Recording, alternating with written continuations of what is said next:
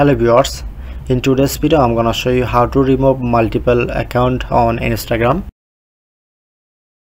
So first time you need to log in Instagram account. Click on the profile icon. Look at the right corner, tap on three line.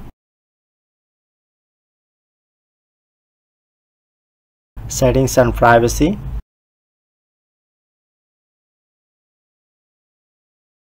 Account center.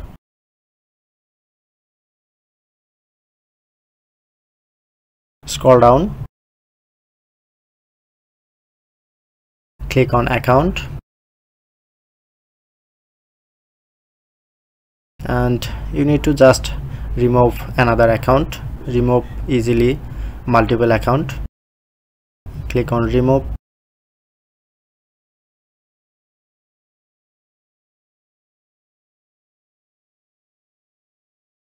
Continue.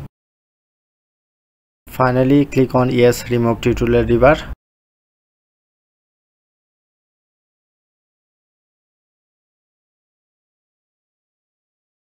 Okay, now done.